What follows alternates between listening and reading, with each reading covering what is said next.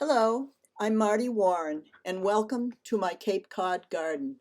Before we get into the gardens, let me give you a little background on how I got to be a summer resident of the Cape.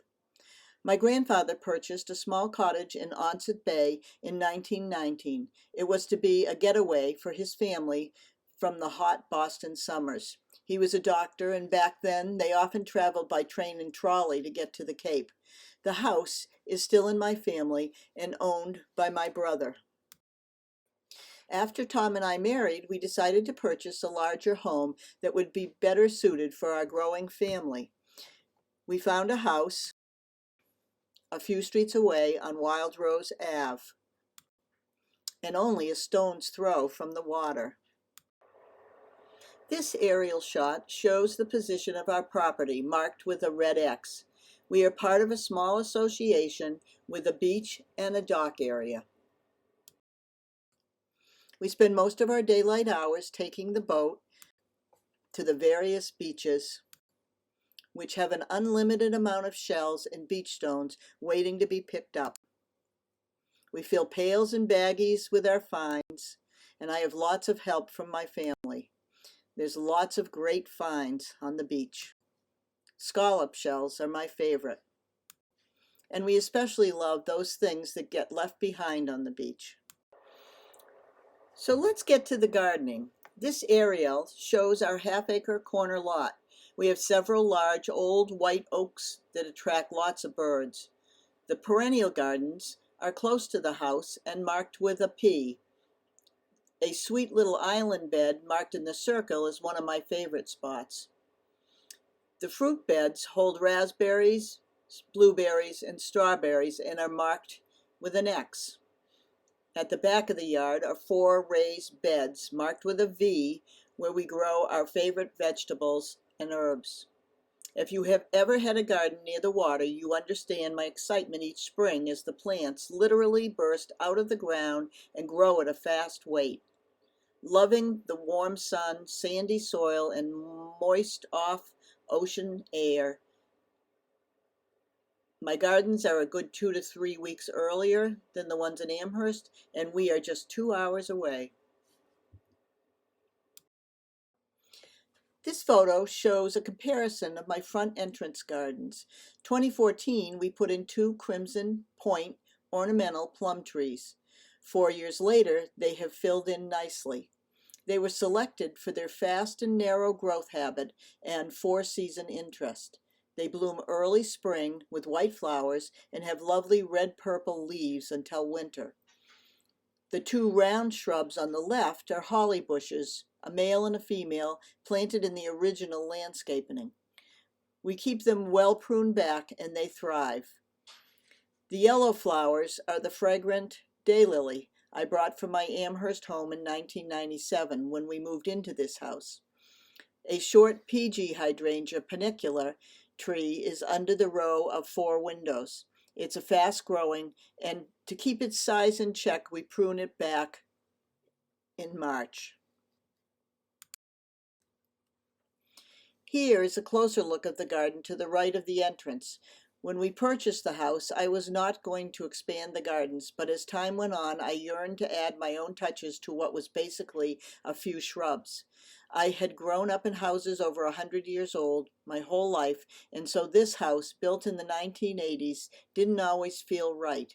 Adding gardens helped to make it feel more like my home. In this garden, you will see several daylily plants, all purchased at our plant sale. Growing through the hand railing is a bellflower clematis. It's called Betty Corning clematis. I grow it both in Amherst and at the Cape. It's a fast-growing variety, and it gets cut back to 12 inches from the ground each fall. It blooms from early summer to late fall. I love the yellow with the large blue lace cap hydrangea behind it in this photo. There were 3 Nico blue hydrangeas when we moved into the house, but over the years I have added many more, newer varieties that are great bloomers and dwarf varieties, growing only to a height of 3 to 4 feet. I like the line of mountain hydrangeas by Proven Winners, and here are photos of a few of my shrubs.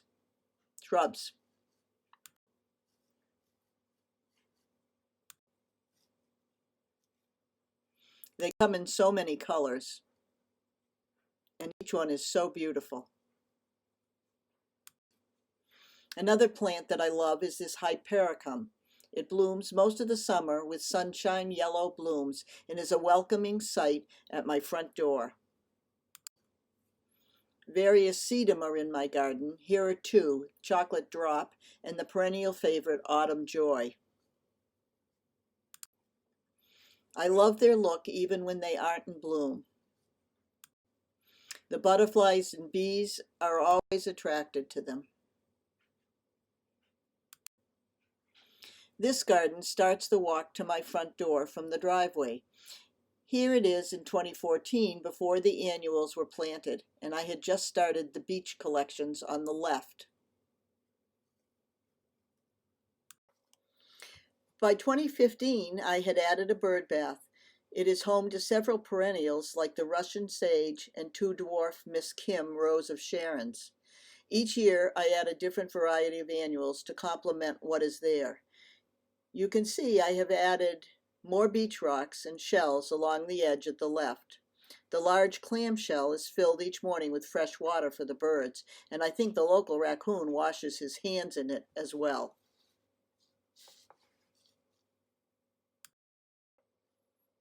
Here it is again in 2015, but now it's September. It fills in nicely. You can see how the edge of the beach treasures has grown.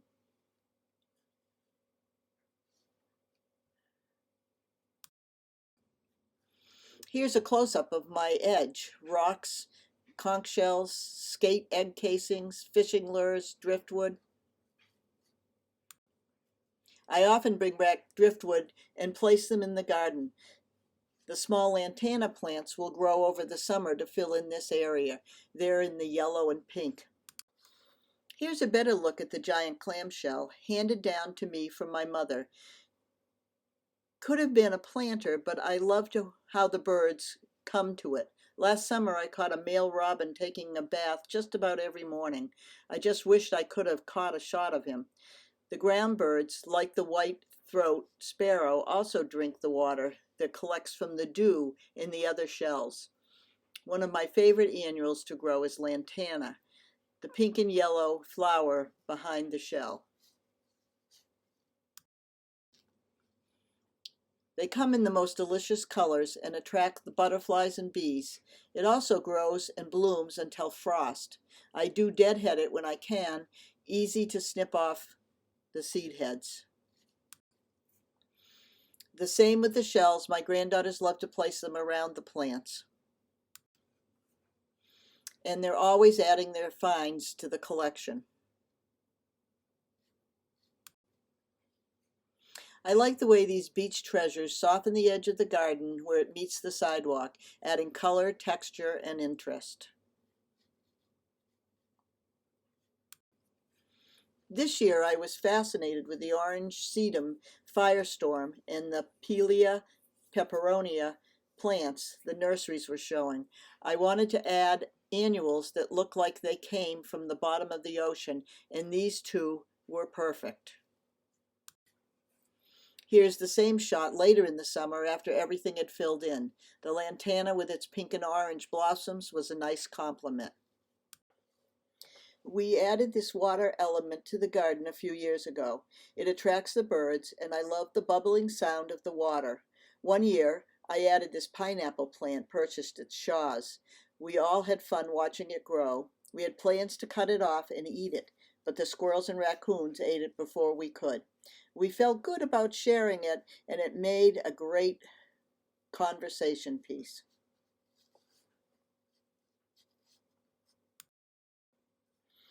I am always looking for things to do with the surplus shells I've collected. Here's an idea. Take a glass chimney, dig it into the ground a bit for stability, and fill with shells. The one on the right has what we call toenail shells. You could also use marbles and small colorful rocks.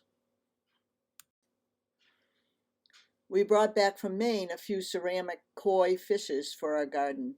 They were made by Tyson Weiss and are a nice touch in my Cape Cod garden. I've kept a patch of milkweed in one of my gardens. I really love the flowers, and I am a birthing garden for the monarch butterfly caterpillars. 2 years back, I added another variety related to the milkweed called pink butterfly swampweed. You can also find it in orange, but I love the pink variety. It gets tall and quite substantial in my garden, always covered with butterflies and insects. Moving on, the photo on the left was from 2014. The following year, we enlarged the island and planted a pink Kusa dogwood in memory of my mother, who loved pink dogwoods. I moved the hostas to a garden at the corner of our property along the road. Here are the hostas today, very happy, and it keeps people from cutting the corner short as they drive by. The Kusa dogwood is very happy in its place of honor. It blooms for a long time, and the fruit looks like little red apples, which the birds love. On this island garden, I plant annuals, and so I can change the colors and plants yearly. The sun patience variety do very well, and the bird bath under the Kusa tree gets lots of use from the birds. Another year under the Kusa, typically I use pink, white, purple flowers in this garden, changing it each year. Moving on, we come to the long perennial bed along the porch. Most of the day it gets full hot sun. Several years ago, after we had the speaker who talked about growing clematis, I purchased several plants for the crisscross area under the porch. Some were her recommendations. Clematis montana was its name. I grew it for its fast-growing habit and profuse blooms. I put in 3 plants, and they have not disappointed me. The vines now cover that area and serve as a backdrop for the bed in front of it.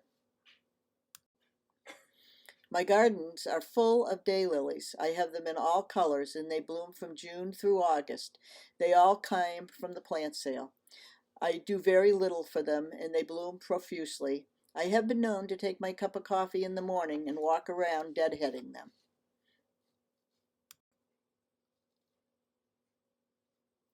There are lots of different colors.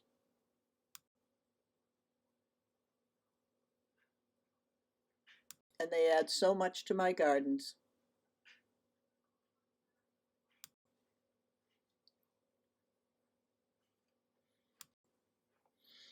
Here the daylilies complement the lavender plant. The hydrangea in this shot doesn't always bloom, but when it does, it's outstanding. It's the one of the mophead varieties called Nico Blue. It was in the garden when we bought the house. In front of the garden is Roseanne hardy geraniums. It grows fast and blooms all summer. In this shot, the yellow daylilies complement the Roseanne geranium and nepeta. A few years ago, I added a few Asian lily bulbs to this garden, and they did so well that each year I've added a few new ones. They also come in different colors and bloom at different times all through the summer. Here are my white and pink ones that are very fragrant. My yellow one, which is a little on the shorter size. Some bloom in June, and some are 5 feet tall and very fragrant, which makes sitting on the porch above them very pleasant. I love to pick a few lilies for a bouquet with the blue hydrangeas. Chinese astilbe is my go-to plant for my shady gardens. I have 3 pink knockout roses at the back of the garden, and I keep them pruned back, and they bloom all summer. I had this visitor to my garden one summer. The hummingbird moth is also often in my garden. It's also known as the clearwing. Now on to the food gardens. We grow raspberries, blueberries, and strawberries. My kitty keeps the birds away from eating them. As you can see him down in the front of the raspberry bushes. But not really. My husband's made nets that fit over the structures to keep the birds away, and at the end of the season we let the birds have their pick. My grandchildren love helping to pick the raspberries and the blueberries, of which we have 3 varieties of each. The strawberries bed is the second one in here. We plant the 3 raised beds in late spring. We pull up old dried seaweed from our beach to mulch the beds. The seaweed adds nutrients to the soil as it breaks down. It is salty and keeps the slugs and snails away. Veggies and herbs are grown in the raised beds. We have a small variety of plants, but everything always gets eaten.